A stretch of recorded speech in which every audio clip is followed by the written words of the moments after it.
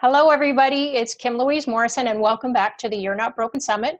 We have been learning some amazing tools to help us relieve self-judgment and create dynamic self-empowerment. So how does it get any better than that? And I have created this summit because self-judgment is something that I've had the joy of playing with for a huge amount of my life. And at some point, it was time to start letting go of it. So I have learned a lot of really amazing tools and had some really great coaching that has helped me release a lot of that. And it's still an ongoing journey. And I thought, let's get more of these tools out there to as many people as who want them. So yeah, that's why I created the summit. So today I'm really stoked to welcome Jason MacKenzie. Hi, Kim. How are you?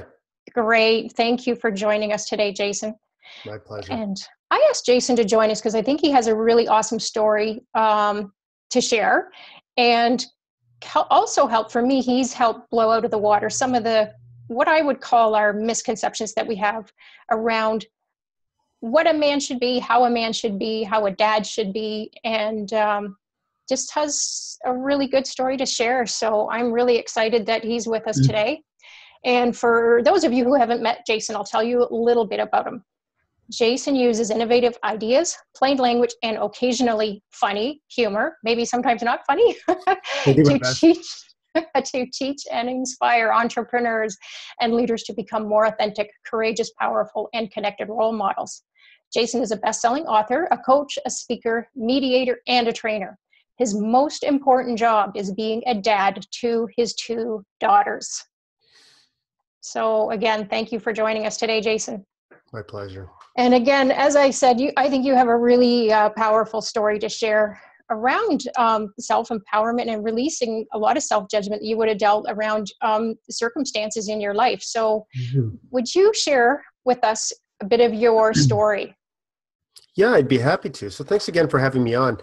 I'll tell you I'll try to keep it relatively brief, but to make a long story short, about 7 years ago, just over 7 years ago now, my first wife and the biological mother of my two daughters committed suicide. And that happened after she struggled really mightily, I guess, with bipolar disorder for many, many years, probably 6 years, although that was really what I would consider the last phase of her struggle. I mean, looking back on it with the benefit of hindsight, it was very clear to me. I can see much more clearly now that really mental health was an ongoing struggle for some time. It's just, for me, with my age and, relative inexperience and a real desire to not rock the boat and to have everything be okay, I really overlooked or misunderstood or just didn't even see some of the things, the red flags that, of which there were many, right? So during that time, during the last sort of 6 years of her life, I mean, it was very, very difficult. Her bipolar disorder is, for those that don't know, is otherwise sometimes called manic depression, or it used to be called manic depression. And it really is characterized by periods of, devastating, soul crushing depression. And then on the opposite end of the spectrum is, sometimes people call it a high, but it's not a high. I don't know what it is. It's irrational, risky, dangerous, extravagant, behavior, delusions of grandeur, rage, anger, incredibly risky behavior, infidelity, drugs, alcohol, spending all kinds of money, just horrible to see, and it's to the person who's suffering from it, the decisions they're making make perfect sense, obviously. But they have devastating real life consequences. And a lot of times what happens is when those consequences don't pan out like they expect, they look for people to blame. And I mean, typically it's the people closest to them. In this case, it happened to be me. And that blame really took the form of just visceral rage. And really, taking the truth and spinning it into this unbelievable story of, how all the ways I was trying to hold her down. We weren't we almost went bankrupt a number of times. And for example, this is a really good example. We almost went bankrupt a couple of times because of her unbelievable spending of money. And in her mind, and she really believed this, we were bankrupt or near bankruptcy because I had stashed all our money in offshore bank accounts with the intention of control, being a member of the patriarchy and trying to control her life. That was in her mind. I look back on it, sometimes I joke about it and I say, I wish I had known how to do that. I wish I had known how to do that because I would have done it, but to protect me and my kids. But so at that time, how that kind of relates to vulnerability is I was a very traditional, man, I guess, in the sense that I thought emotion was weakness. I thought strength and logic was strength, and decisiveness and action and all of those things, the typical stereotype of what a man is supposed to be. I had bought into that hook, line, and sinker, and it was because nobody ever taught me anything different. So during this, when Cindy was, on her final, I guess, descent to the point where she took her own life, I didn't really talk about it very much. All of the things that were happening, because I didn't talk about what was happening because I didn't think I needed to. I mean, talking about it wouldn't make Cindy not sick. And therefore, to me, it was a waste of time because every single day there were so many things that had to be done to just get through the next day that I viewed talking about it as weakness. So what I did was I left myself very few options to deal with the pain of what was happening. And so ultimately I turned to alcohol. And in my weird way of looking at it, it actually seemed to work a little bit because I felt less fear and I felt less anger and I felt less sadness, but I also felt less joy and hope and optimism and gratitude. And those things were already in really short supply during that time of my life. And I really drank them away. So even when Cindy died, for example, I just continued to drink because I didn't think I needed to grieve. I didn't even know what grieving really was or how that was supposed to manifest itself. I just knew that strong men, or strong people even, they didn't need to grieve. They just sucked it up and moved on. And so, I really continued to drink every single day for probably 4 years after Cindy's death. And that was the reason. I found out afterwards, after I stopped drinking, that really grieving is a natural part of the healing process, but it took me quite a bit of time and some stress with my amazing new wife and even my kids. Ultimately what made me stop drinking was my 9-year-old daughter telling me she was disappointed in me. And that was definitely a low point. That was the lowest of the low. I guess you could call that rock bottom. But it was exactly what I needed, because her having the courage to be honest with me at 9 years old actually gave me the courage to be honest with myself. And that's really when I started to embark on this journey of understanding what vulnerability is and how it opens up a whole different paradigm for not only interacting with the world, but really understanding, really raising your own level of self-awareness, self-mastery, and really discovering amazing new ways to be of service to other people. Wow. Thank you for sharing that story, because I know it's, not or is a difficult thing to talk about. Mm-hmm. And, since you stopped drinking, was it almost like immediately after that you embarked on, like, you started, tell me what came first, like you started blogging, or you obviously started getting a different awareness of how you could be after that to where you are now.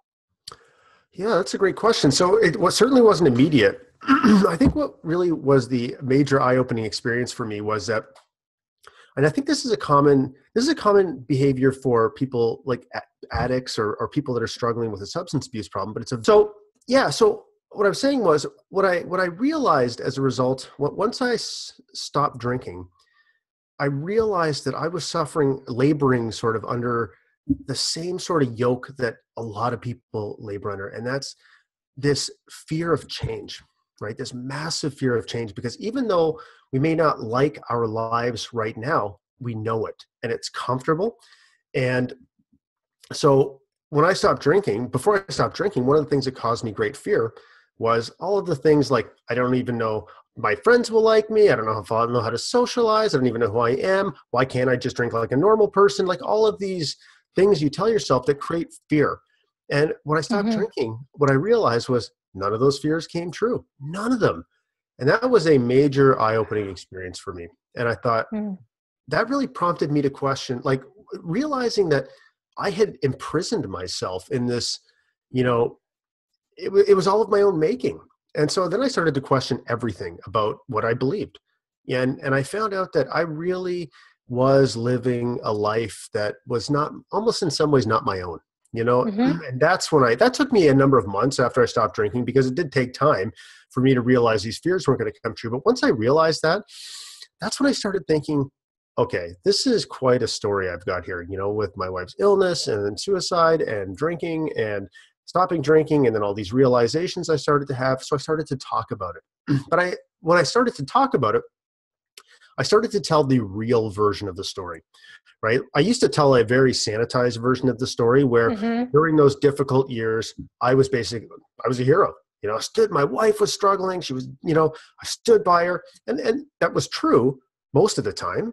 But man, I made some massive, horrible mistakes during that time when I was pushed to my limits and scared and desperate and lonely and drinking and, all of these things. I did some really bad things. And so I just started to talk about those things, because I thought, I've turned my life around. It felt safe to me. And I also felt like it would be a service to people just to say, here's what happened to me. And what happened after that was shocking to me, because my original intention in telling my story was just to help people who were, maybe struggling with an addiction of some sort, or maybe with mental health issues, or a spouse that suffers with mental health issues. And what ended up happening was people started telling me their stories that were incredible, like these incredible stories. You were one of them, That's right? how I met you. Yeah. Yeah. I thought, oh my God, this man has a story not too dissimilar from mine. Hmm.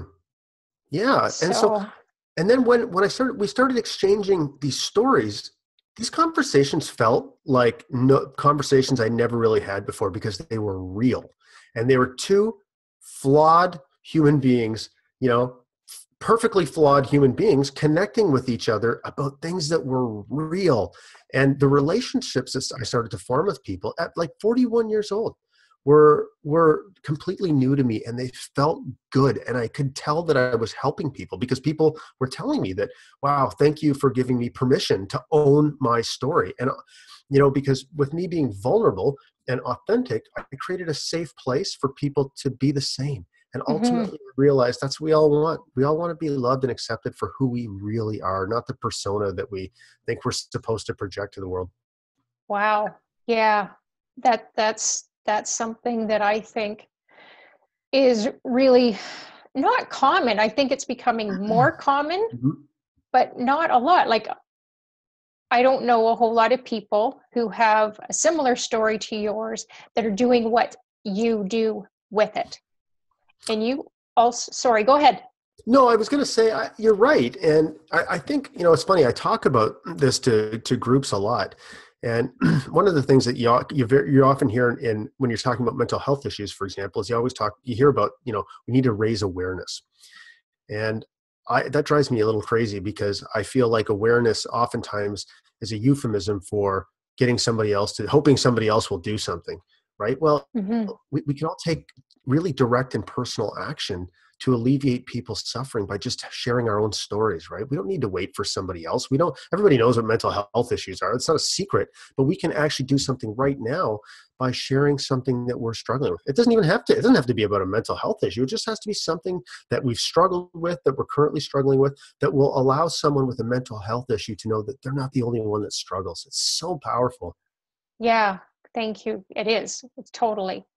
And another thing I noticed with you, and obviously I didn't know you before you came to be doing the work you're doing now, but tell me how that has, or if it has changed your relationship with your girls, because you have two girls.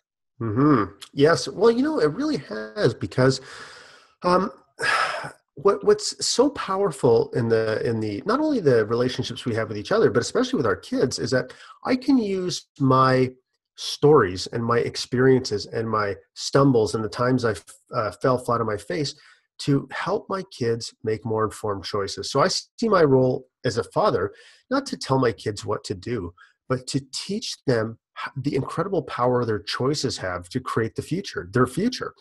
So if you look at something like drinking, for example, I don't tell my kids not to drink. They're 13 and 12 right now. But what I do tell them is, our choices our choices are ours to make.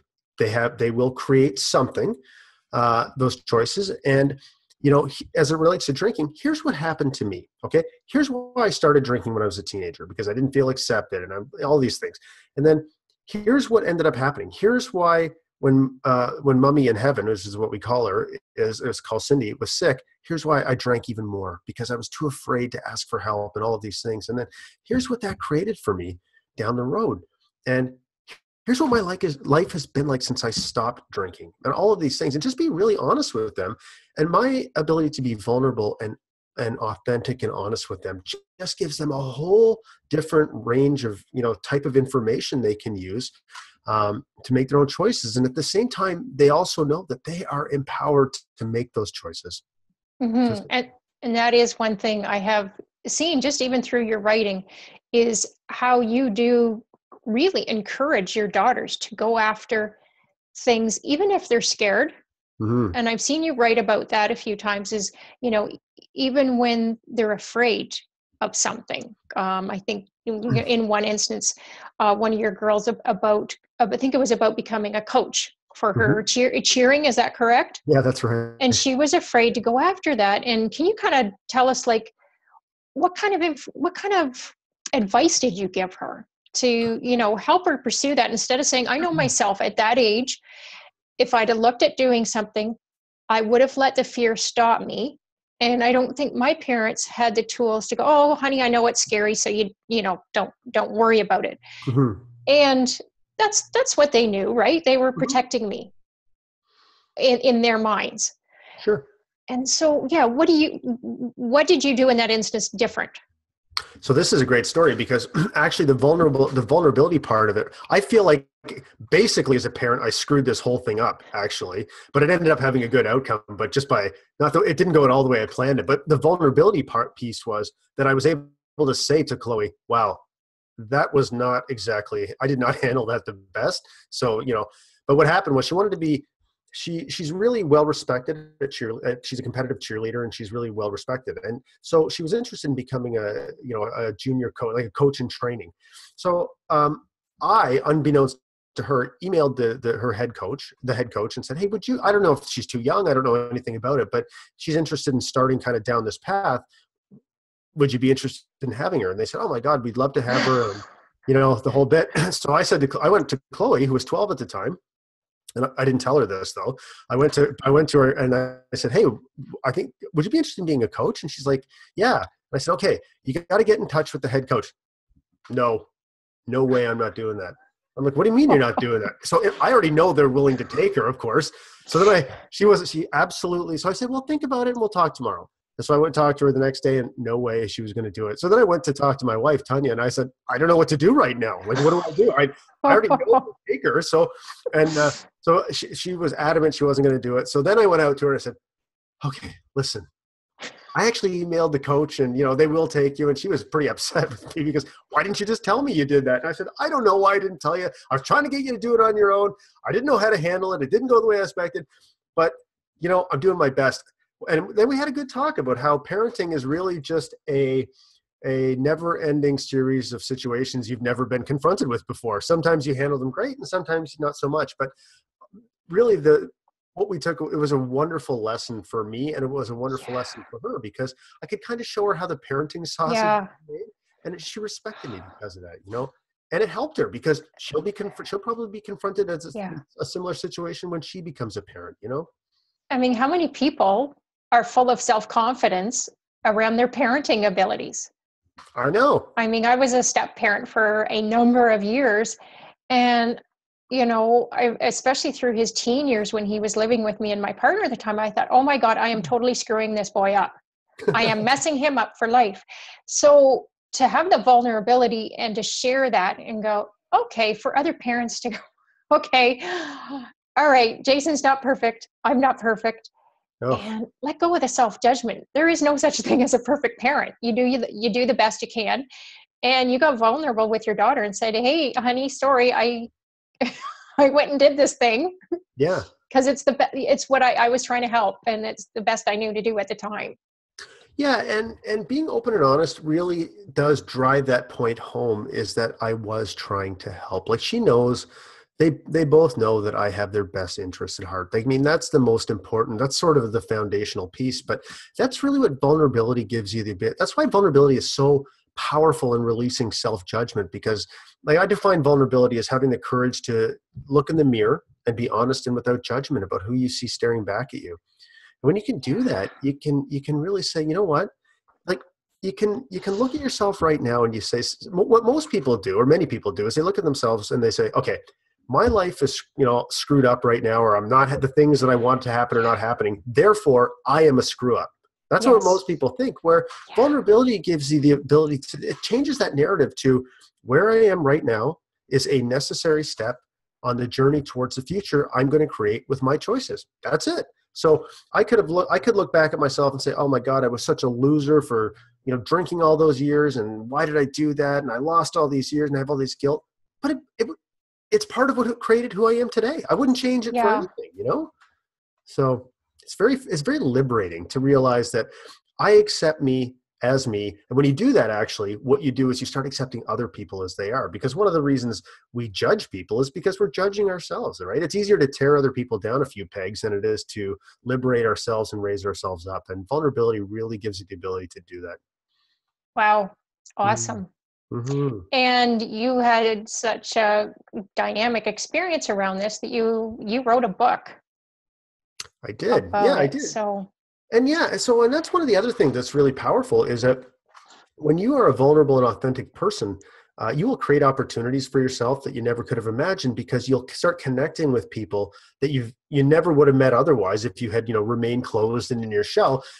So I created the website, the Book of Open, and people started like yourself started sharing these amazing stories, and then somebody reached out to me and they said, wow, I really love what you're doing. Are you interested in writing a book? And this person had written 8 books. He had been on Oprah. I was like, wow, which was funny because I had already started trying to write a book, and I had gotten to the point probably where most authors get to. It was like 50 pages in, and I was like, I don't even know what this book is about. It's garbage.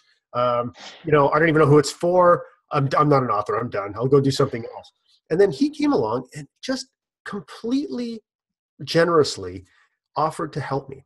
He helped me write the book outline. He knows a book publisher. He helped me get a deal with the book publisher. And he just helped me so much get started on the right foot. And the most important thing he did, though, was make me believe that I could do it. And he did that because he believed in what I was doing. And that's just amazing. So I wrote a book on parenting. It's called The Deadly Book of Open, How Cultivating Vulnerability Makes You a Stronger, Wiser, and More Courageous Father. Because I want men to understand that there is a better way. There's a different way from so many of us believe that, what it is to be a strong man, that strength comes in many, many different forms. And I want people to open their eyes to see that you can create a better relationship with yourself. You can create a better relationship with your kids, and you can create a better relationship with everybody that you come into contact with. And vulnerability to me is the foundation of all of that. yeah, I mean, you have opened a huge number of doors Mm-hmm. that you likely didn't expect or plan for, just by taking that step and the next step and the next step, and where you are now. And you're creating even more all the time. Yeah, well, thank you. And what vulnerability gives you the ability to do? I always think of people like a fireworks, like fireworks in some ways, in that we have so many capabilities and ways to be of service we can just deploy into the world. Hmm. And again, it's, we've all lived these amazingly unique lives, and we have insights and knowledge and wisdom and failures and successes and relationships and all of these things. And there's so much in there that we can use to be of service to other people. But most people, they take all those things and they think that's something people are going to judge them about. Where Yes. when you can be truly vulnerable, you can say, wait a minute, this is a gift to I've had things happen to me that can be a gift to all kinds of people. And I just want to throw it all out there, right? Because I know that it will make somebody feel less alone. Will some people judge me? I don't know, probably. I've never had anybody, in all of the time I've been doing this, I've never had anybody say this. I'm sure there's people that probably talk behind my back, but I don't care. It's of no consequence to me whatsoever. So it's really a very powerful thing. And that's what I want people to see, is that just You have so much to give and so much to share. And then when you do that, you will get more, even more back. Yeah, that's awesome. Mm-hmm.